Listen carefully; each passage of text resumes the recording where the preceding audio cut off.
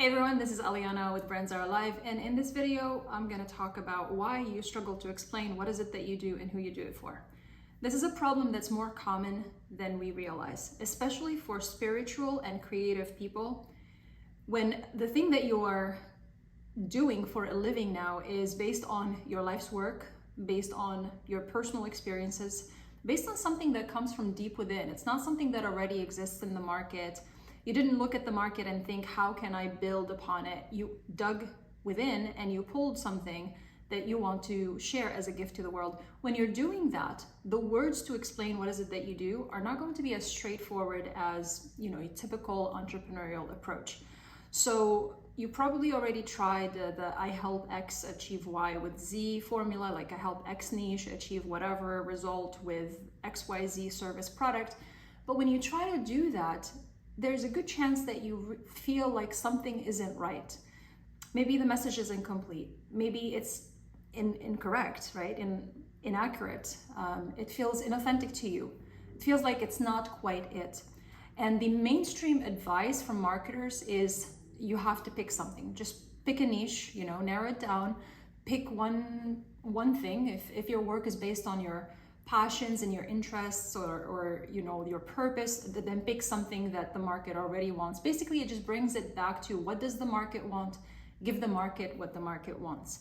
And the trouble with that advice is that for those of us who are building things from the heart, things that are based around our purpose, our passion, changing the truth of the message really takes away so much of it that you probably will lose all interest, right? You're not going to be as excited working on it when you pick a niche or pick something or state it as something that it is not, essentially. But at the same time, you probably are very aware of how important it is to define your title and, most importantly, your quote-unquote niche, or who do you talk to, who do you serve, and what do you do for them? What is the description of your work?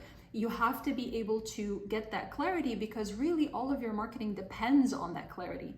And if you're not clear on those things, you struggle so much with your marketing. You probably realize, if you're not clear on those things, just how deeply embedded it is in everything that you do in marketing. So everything becomes a struggle. Everything becomes more complicated than it really is. Most of the time when people struggle with their marketing, not struggling even to get results, but just struggling to see any results at all, like not just get better results, or like I'm struggling to grow my business, but to even just break through, it's usually because this part is not clear, okay?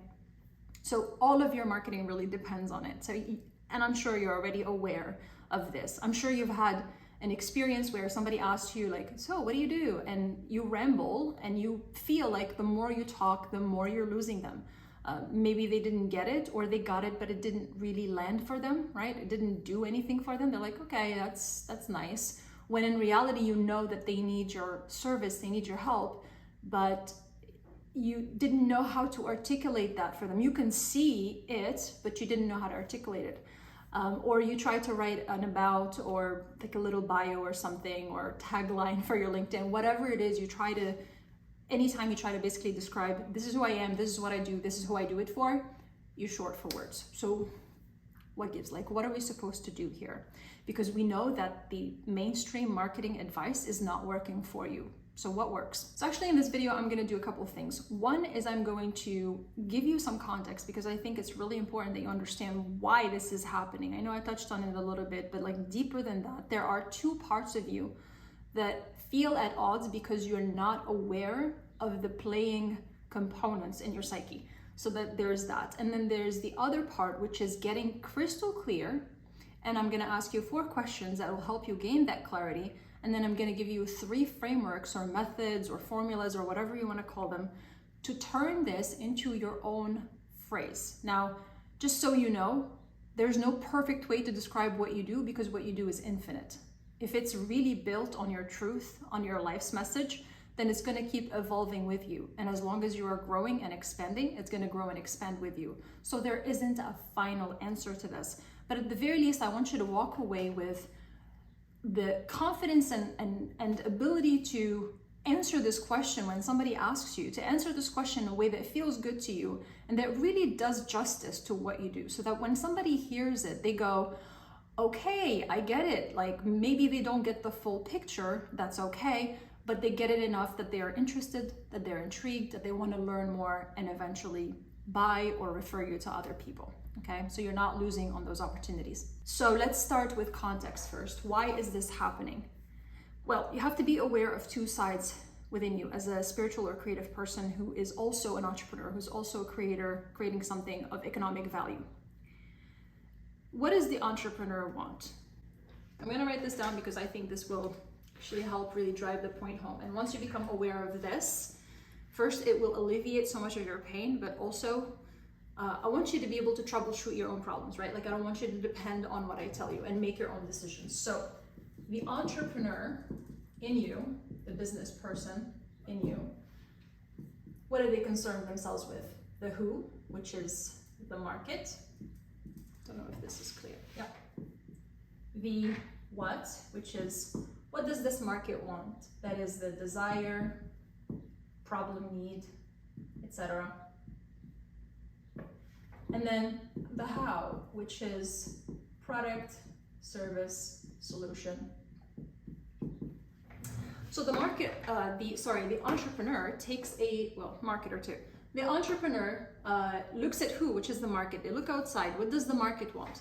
The market has a gap. They have a desire or a need, a problem, that sort of thing. And the entrepreneur creates that with the how and then sells it back to this who, using obviously marketing communication or marketing messages that describe this, that motivate people to solve this problem or that explain certain things why other solutions may not have worked and that sort of thing, okay? So that's what the entrepreneur does. Now, on the other hand, there is another part of you that you may or may not be aware of.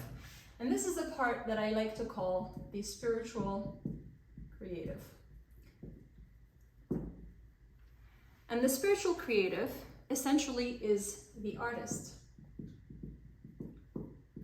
Now, you may or may not be aware that what you're creating is art, but if you are somebody who is building something that is based on your truth and you're expressing yourself fully through your work, then you are creating art.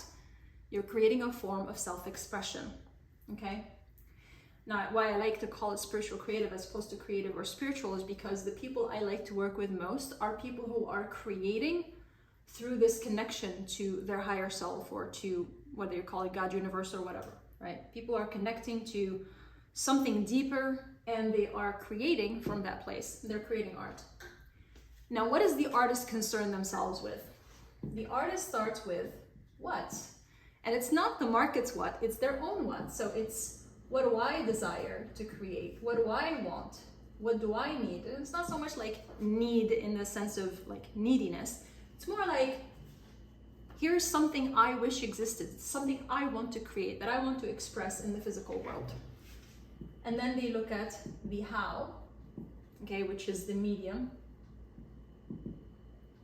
That is the product, service, in this case would be the art. And then they look at what, how, and why. Blank there for a second. The why is like the intention, or another way of saying it is, what is the seed that you want to plant in the collective consciousness? This is how I like to think about it, okay? So that's the why. Now, not necessarily in this order, okay? This is generally how it works for most spiritual creators. You may have always been aware of the why and the what, but generally it starts as this desire to express something from deep within, this need and desire to self-express. You want to create, finally create from that place. You know, you still care about the market, you still want the market to buy, obviously, that's the reason why you're in business in the first place, but there is a deep need for you to express yourself. But the main difference is that the spiritual creative, the artist, starts looking from within internally first, and then goes out to the market and offers to the market, where the entrepreneur looks at the market, creates for the market, and goes back to the market. So it's a different approach. And similarly, the entrepreneur and the artist have different motivators. They're not different people. They're both taking risks. They're both ahead of their time. They're both innovating. This one is innovating the minds. This one is innovating the markets, creating new stuff. This one's also creating, like laying the ground for the entrepreneur. They're both taking risks. This one is taking risks with money. This one is taking risks of ridicule and being the odd one out and that sort of thing, being ostracized. But the main difference is that this guy or girl or in-betweener is motivated by extrinsic rewards, and the artist is looking for the intrinsic rewards. So the extrinsic rewards, obviously, money, pleasure. Intrinsic, like fulfillment, self-expression, etc. What's happening for you is that you're looking to create a holistic thing where you're getting both the intrinsic and the extrinsic rewards. You want to be able to express yourself fully and freely, unapologetically. You want to be fulfilled. You want to have meaning and purpose and passion and all of that. And you want to make money, and you want to have all the rewards that come with the stereotypical meaning of, business. Why am I telling you all of this? This is all nice information, but why am I sharing this with you? Because once you understand these two sides of yourself, then you can finally understand why you're feeling so out of alignment when you try to express in the mainstream marketing language, which is designed for just pure entrepreneurship. It's not designed for an artist. It doesn't care about your passion. It doesn't care about your purpose. It doesn't care about your soul. It doesn't care about those things. That's not to say because it's like so mean and bad. It's optimizing for something completely different, and there's nothing wrong with that. But if you're looking to create a holistic business, a holistic brand that integrates all parts of yourself, then you have to honor the side of you that is an artist, the spiritual creative, and the side of you that is an entrepreneur. And this is the place where I come alive, because this is the stuff I love the most, is creating these win-win situations between these two parts of oneself. Okay, so how do we create a win-win situation between the entrepreneur and the artist within you? What's the purpose of niching and creating this, I'm help X group of people solve XYZ problem with XYZ solution? What's the purpose of that? The purpose is to cut through the noise. So it's not so much about you have to find a niche or you have to define. It's more about how can I cut through the noise so that I can grab their attention? And how can I give them what they want and need so that they would pay money for it? These are the two things you want to extract from the entrepreneurial path as an artist. Just bring it down to the basics, all right? Cut through noise, aka, differentiate yourself. At 8 billion people, you're passing by someone, they're not gonna find the time to get to know you. You have to be able to get their attention, and they may not know your full story or understand your art right away, but they will at the very least say, oh, there's something from here, I should pay attention. So that attention, that cutting through the noise is the first reason why we do this whole niching thing, or this whole defining your title, your description, your niche in the first place. And the second thing we want to do, or want to extract from the entrepreneur's perspective, if you will, give people something they wanna pay money for. And that usually is solve a problem. I don't know why I'm taking notes if my handwriting is so messy. Solve problems, give what they desire, right? Meet desire, achieve something or get something they already want. So then as a spiritual creative, all you need to do is play matchmaker, aka artist, is play matchmaker between your work and this and this, helping people see how the thing that you do is helping them solve real life problems or meet real life desires. When I say real life, I mean things that they concern themselves with. There's going to be people who buy it because they buy it, right? Because they understand your work so deeply and that sort of thing. But that shouldn't be the main focus. because here's the thing, as a someone who is dancing in this place between the spiritual creative and the entrepreneur, is that when you're looking at the people you want to serve, you're looking at like this circle, right? And maybe this is your dream type of person who is like, yes, I understand your philosophy. Yes, I understand your vision. I'm in. Please, you know, talk to me endlessly about everything that you care about. There is that person here, and they exist, right? But then outside that sphere, there's going to be somebody who kind of sort of gets it, and somebody who kind of sort of gets it a little bit less, but they still get it. And there's somebody who doesn't have as much awareness about this, but something about it just pulls them in, something about the energy of your work, your presence, or whatever. They're like, I have something here that's interesting. I need to look more into this. So these people are going to be at different levels. So don't be overly attached to just this group of people. But don't listen to me. Do whatever the fuck you want. That's the whole point of having a business. But I don't recommend that you just hyper focus on this, because then you start creating this, how do I say this?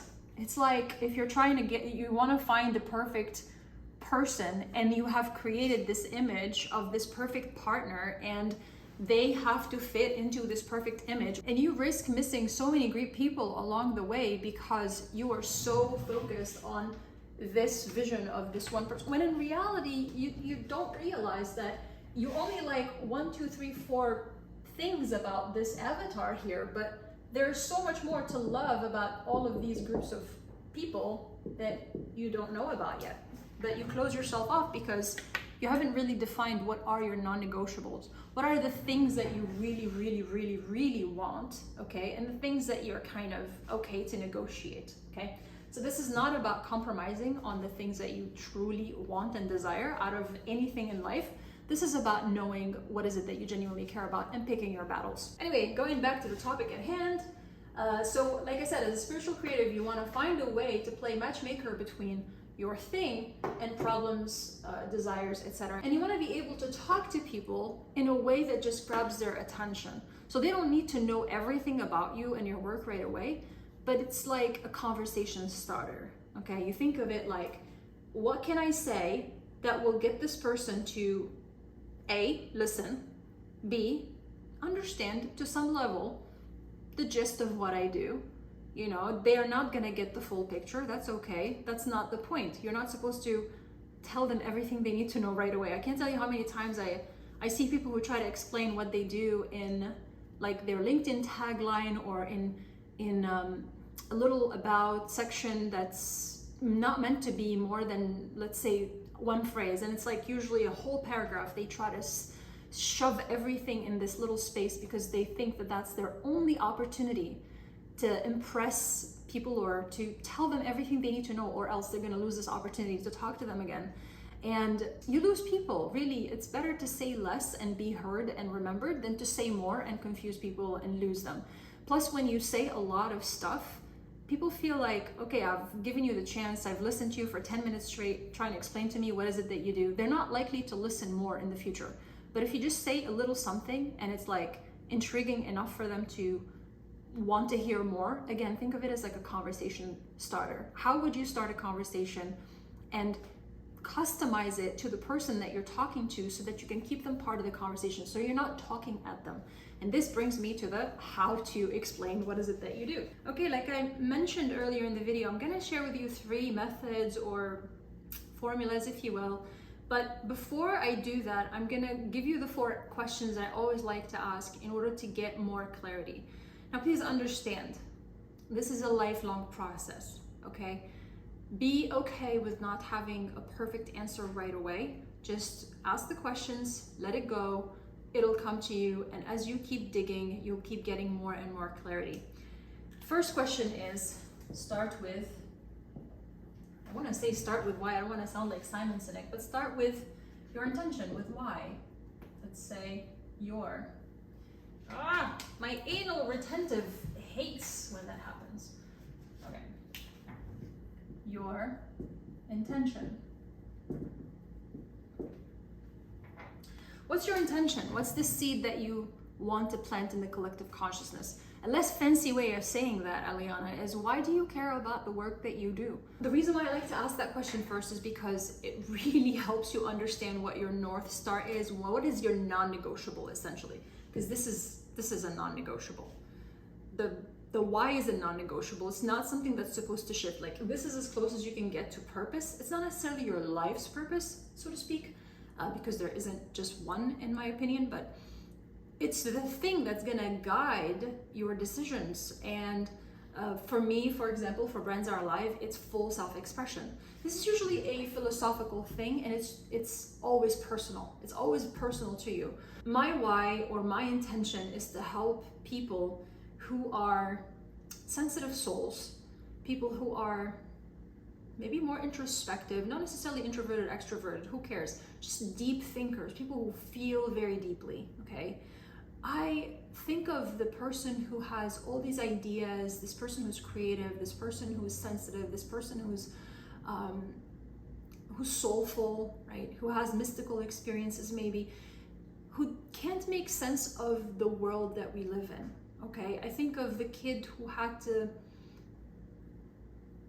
you know, be in like this square space, in squared spaces, pretending to be something that they are not throughout their life, or being told that they had to, who they were was not okay in business, or who they were was not okay for the world that we live in, that they needed to change in order to survive. Obviously, this is my personal story. This is why I care about this so deeply, because I've always felt like those parts of myself that were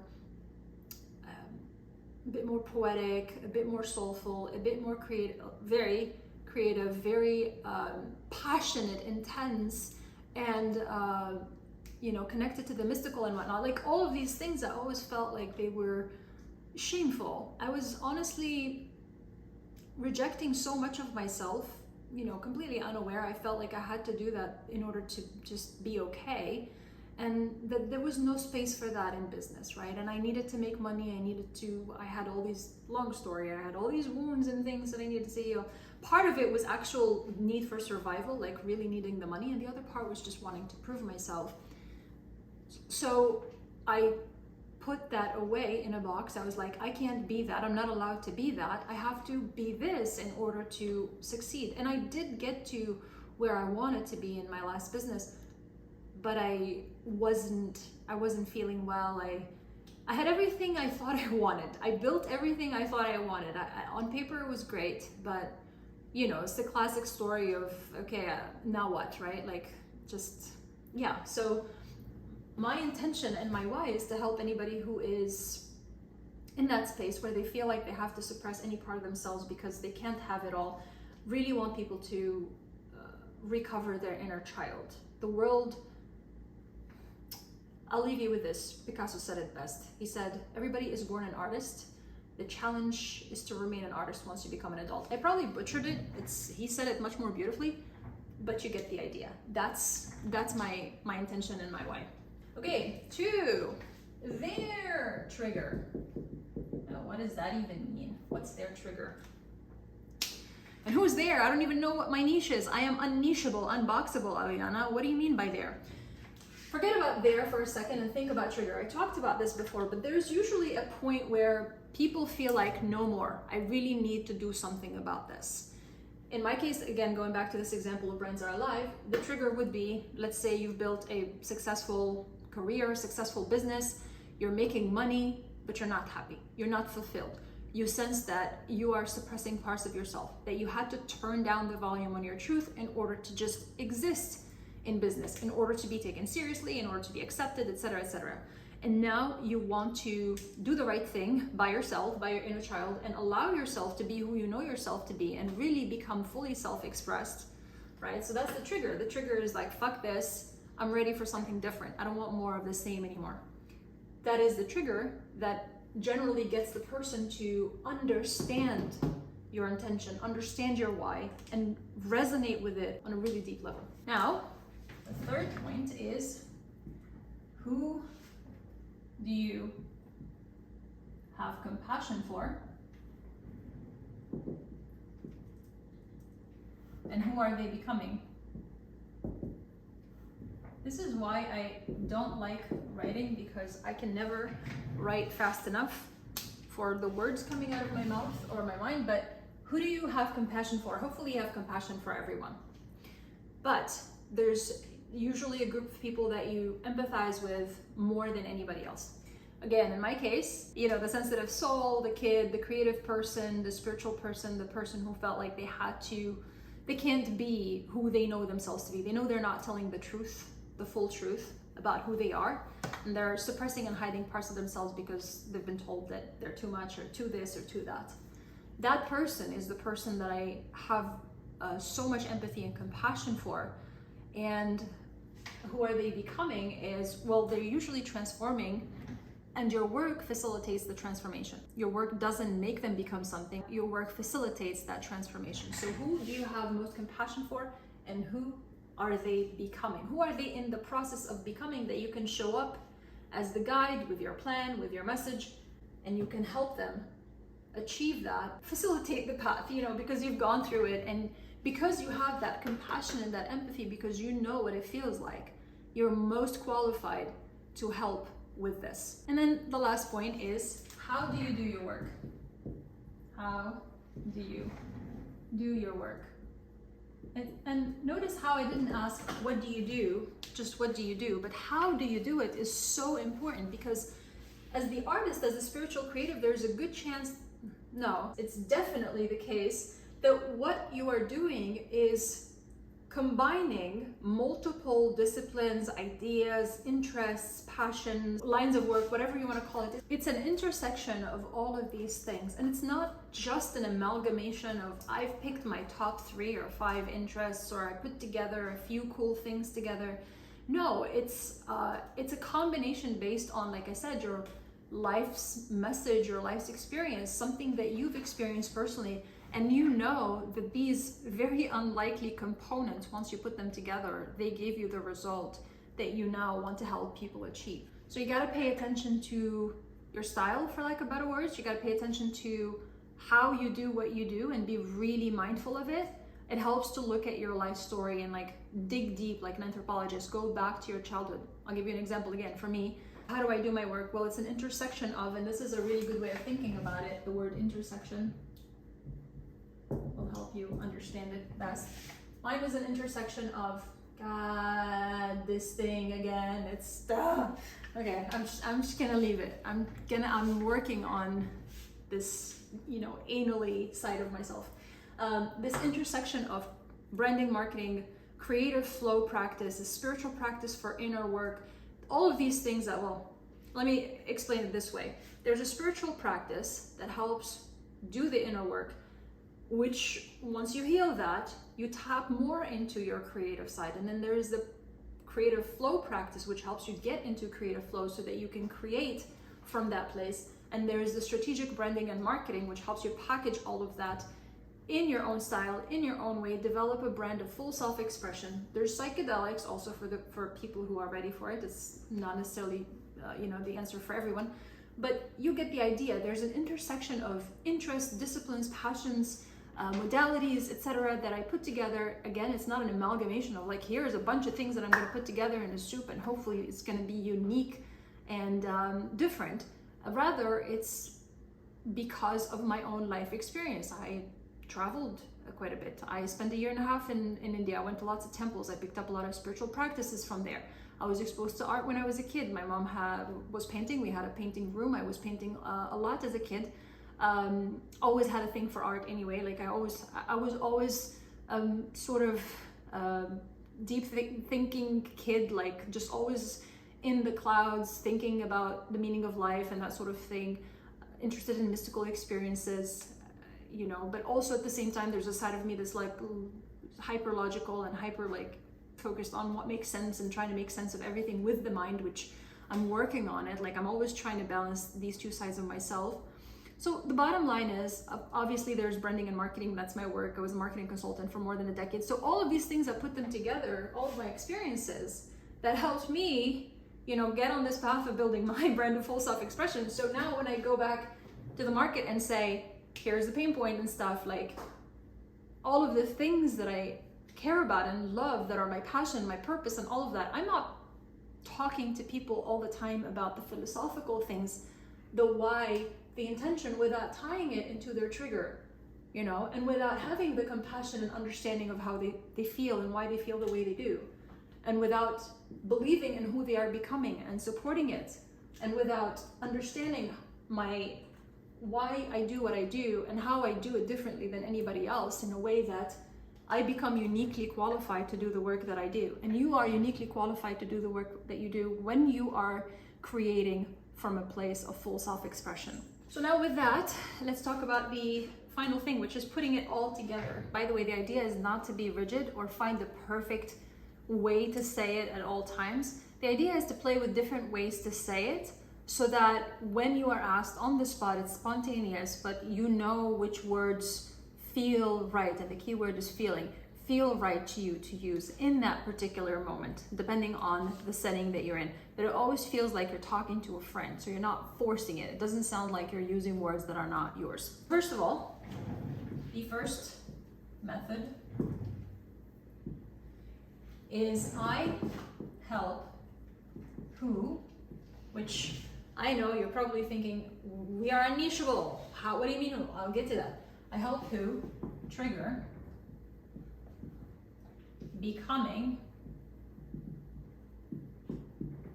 and then how. By the way, everything that I am talking about here, you don't have to take notes or anything. I'll put it in the description. Go to brandsarealive.com/newsletters. Watch this video there, because you'll find all the resources are always on the website. Okay, but I'll put this in typing so that you can read it, because I realize my handwriting isn't the best. Okay, so I help who, which is the person that you empathize with, have compassion for. Notice how it's not a niche, okay? It's not a niche. So it's not like I'm saying I'm helping designers who work in New York City. I help yoga teachers who live in California. I help women aged 20 to 40. Like, that's not what I'm saying at all. What I'm saying is, this is a person that I empathize with, and it could be something as simple as I help people. Is people a niche? I mean, depends on, yeah, most marketers, myself included, will tell you that that's not a niche. The niche is something that you're supposed to clearly use to differentiate who you're talking to. Let's say when you're talking to the advertising platform, you tell them, like, this is who I'm looking for. You can't tell an advertising platform that you want to speak with people who are sincere spiritual seekers. Like, that's useless. That's not a niche. So it could be as simple as people, entrepreneurs, something vague. Why? Because we are leaning on the trigger and who they are becoming. So I'll give you an example. My name is Aliana. I help conscious creators, conscious entrepreneurs, whatever. I help entrepreneurs who are tired of suppressing their truth, who are tired of denying parts of themselves. Become fully self-expressed. This is who they are becoming, right? And how? We'll just mention a couple of things, like with an intersection of branding, marketing, creative, spiritual practice. You see how it's not perfect, it's not the exact word. I could substitute conscious entrepreneurs with mindful entrepreneurs, spiritual and creative entrepreneurs, creators, conscious creators. It doesn't matter. Heart-led people, purpose-driven business owners. There are so many ways I could say this who, that is not it. It's never going to be it. But the idea is that if somebody hears it, they don't have to go, wow, that's me 100%. But they don't go, that's not me, because the idea is the trigger and who they are becoming. Those are the things that we are leaning on, okay? So remember, we're extracting from the entrepreneur's path the cutting through the noise, which people are walking around thinking about their problems, their needs, their desires. So we're cutting through the noise by talking about their trigger and then who they're becoming, okay? So we get their attention, and we give them something that they already want, that they want to pay money for. Oh, I forgot to say before I erase that, the how, the work, it could be just mention all the intersection of the work that you do. So from like question 4, basically. All right, method 2, and this one is actually one of my favorites because it's really simple and easy for most people. Okay, method 2. God damn it. Okay. My work is at the intersection, keyword intersection, of A, B, and C. Okay, my third method, and these are by no means the only ways that you can do this, but for the sake of this video, I'm just keeping it simple. The third method is I, how, for who, and then why. So what's one way I could explain this if I were using this? I give branding and marketing advice for purpose-driven entrepreneurs because quite frankly, nothing worthwhile has ever been created by someone who didn't give a shit. There you go, that's a simple way, that's my way of saying I do marketing, yes I do marketing, branding, etc. But I only work with heart-led, purpose-driven people who are sincere seekers, connected to their spirit, people who want to create from a place of purpose and passion and all of that good stuff. Why? Because nothing worthwhile has ever been created by someone who didn't care or someone who didn't give a shit. Now, obviously, that's going to repulse some people, and that's okay because the idea is as much as you want to cut through the noise, you also, as much as you want to tell people, I'm for you, or hey, there's something here for you to look at, you also want to send a signal to people who are not right for you to know that this isn't right for them, right? So it's better if somebody hears that and goes, oh, that's crude, and just walks away. That's better because then, it's better for everybody, basically. I don't need to explain why that's better, but it's better. All the calls that I get, all the people that call me, which by the way, I never, ever, ever, ever, ever, ever, ever, ever have to slide into somebody's DMs and be like, do you want to schedule a call with me? It's 100% inbound. And when people reach out to me, I also never have cases where somebody is questioning me, my work. There's complete trust already, and they come in already sold on me, on the work, on everything, and it's just a matter of figuring out if there's a fit, if it's the right time and that sort of thing. But that's all because it's very clear what I do and how I do it, and I'm standing my ground, and it's not about me or them. It's about like, this is the thing that I do, and it's for a specific purpose, and you're either in or you're not, but we're not in the business of convincing people to work with us. Next up is testing your message. Here's the thing about entrepreneurs. I don't remember where I heard this. Oh no, I do. It was Dita Von Teese, which by the way, I love her. Great example for somebody who's building a brand of full self-expression and carving out a space, something completely unique and different. She did it right. Okay, so she said that the entrepreneur is somebody who is willing to try all the mistakes, make all the mistakes and see what sticks. And I think that's like the most accurate way of really explaining what it is to be in business or what it is to market yourself and your work. It's just testing things out. That's all there is to it. You're just trying, all the time and seeing what sticks. So testing your message. You have to test it with people to see if it resonates with them, but also to see if it resonates with you. You want to go back to the question about the intersections of your work. Let's say, I don't know, spirituality, creativity, spiritual business, marketing, branding, etc. Let's say that those are your intersections. Then you're going to think, where can I find these people? Where do these people hang out? Another place you can find people, your people, is to think about the trigger. If somebody is experiencing XYZ problem, where would they be? I know for me, when I was struggling with this, I spent a lot of time on YouTube looking for answers. This isn't just about channels, it's about getting in the minds and chances are, like I said, if this is something that's built on your personal life experience, then think back to the time when you were struggling with this. Where did you hang out? Where were you looking for answers? Were you even looking for answers? What was your mindset like? Try to tap back into that because that's going to help you get clarity as to where to look. Once you found those places where you might find the intersections, right, of people being interested in what you do, let's say one piece of the intersection is creativity or creative self-expression, then you go there and you find people who are interested in building businesses. Or another intersection is entrepreneurship. Then you go there and find people who are also creative and spiritual. You get the idea. So you're constantly looking, but here's an important thing you need to keep in mind.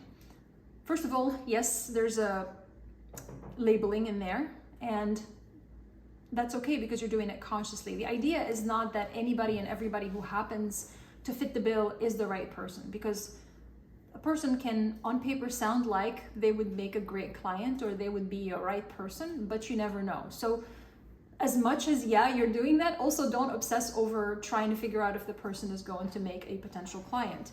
You never know, and it takes the fun away from the interaction. The idea is to build real relationships. Go to these places, talk to people, just be normal, right? Just get to know them, develop, hopefully, like I said, you have compassion and empathy for these people, so you genuinely care about understanding what their problems are, what their needs are. And as you do that, you use these different methods, like I said, to explain what you do. And again, it's really not about having a perfect formula or the perfect wording. It's more about finding the right combination of words that kind of combines a little bit of your why and your philosophical, artistic, your how, your what, your whatever, your thing, right, with their problem, need, desire, etc., their interests. So you're, again, doing the matchmaking here. You find different ways to explain it. And this is why, like I said, it's important to brainstorm as many options as possible, even if they feel weird. Try them out, keep playing with different words, and you'll find eventually that you gravitate more towards a certain way of saying things. For example, I like saying spiritual creatives, but I also a lot of times like to tell people that I really don't like the label of spiritual, and most people who identify as spiritual are not my people, believe it or not. Most people who identify as creative people are not my people, but the person who understands that their creativity is coming from a place of connectedness to spirit, whatever that means to them, and who is driven to create something or to allow something to be created through them in this physical form, that's my person. Okay, the person who wants to be fully self-expressed, that's my person. It's really, there's a nuance. I just know it when I talk to the person and when I interact with them. I just get the sense it's a yes or a no. It's not, it's not a matter of label. Do they identify as XYZ? It's not like that. So give up on trying to guess if a person is going to make a client or an ideal client. Treat everybody as like, hey, am I genuinely interested in this person? Talk to them. Am I curious about this person? Talk to them. Do I enjoy their company? Talk to them. No? Don't worry about it. Don't do it. Just let them go. They're not right for you. It's okay. Okay? And trust that the message doesn't, you don't have to say the whole thing right away. Okay? You don't have to explain everything in one go. Like I said, it's not a one opportunity, one shot. I have to say it all in the first 10 seconds. They ask me, what is it that you do? And I have to explain to them my whole story and my purpose and why it's so unique and blah, blah, blah. I just have to say enough to start a conversation. And for that to happen, for a conversation to happen, you have to kind of have some knowledge about the person you're talking to. You have to have some understanding, some compassion, some empathy, I understand the setting that I'm in, and I understand what do I need to tell you for you to be interested in hearing the next part of my story. But it's a conversation, and they'll get to know you. They'll get to know you whether you're having one-to-one conversations or you're having conversations at scale, as I like to call content, right? So your content creation is your conversation with a lot of people, perpetually, evergreen. Like you create a conversation with a person that you may or may not know who's on the other side, but they hear you and they get to know you. So that's why, like I said, when I get on calls with people, they already know me. That's why there's like no need to build trust or anything, because they've watched my content, they got to know me. Especially video does this really, really, really well. And yeah, essentially keep listening to their problems means that you find more and more opportunities to matchmake what you do, your work, your why, your passions with their needs, desires, etc. This is not about bullshitting people or lying to them or coming up with things that aren't there. This is about genuinely understanding the depth and the meaning of your work and how it fits with their, with their problems and, with their needs, desires, etc. And you don't have to do all of them, because I'm sure that the work I do has so many benefits that can be applied in so many real life situations or scenarios, but I chose this one lane because this is mine. This is a thing that I know best and that I love most. But I'm sure there are so many applications of being fully self-expressed and creative and connected to your higher spirit or higher self or whatever, and creating from that place other than business or branding and marketing and that sort of thing. So you have to find that for yourself. But the more you listen, the more you ask, the more you're gonna find opportunities to resonate more deeply. But you have to know, and this is the biggest skill that you have to cultivate, is you've got to know, how do you feel about things? Own your feelings, it's very important.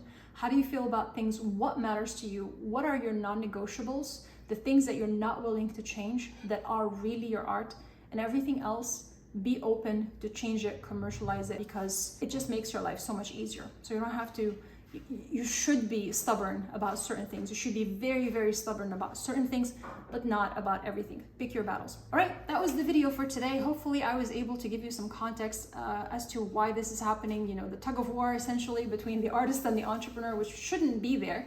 But once you understand those two sides of yourself and integrate both sides of yourself and own them, both of them can feel heard and they can stop fighting with each other. We also talked about questions to ask yourself to get clarity. Remember, these questions are meant to help you understand yourself better and better and better. And it's a lifetime process, so keep asking, keep reiterating. It's okay if you don't have the answers right away, that's fine.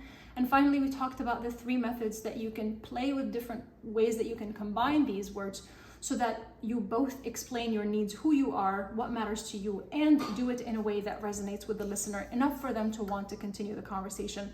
And maybe if they're a right fit and if it's the right time, they can become a client or refer you to someone. I hope this was helpful.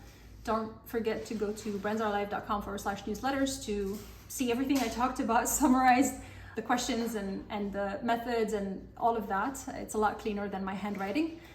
And subscribe, because I create videos like these sometimes once a week, sometimes more than once a week, sometimes whatever I create. So if you enjoy, make sure to subscribe so you can get stuff like this.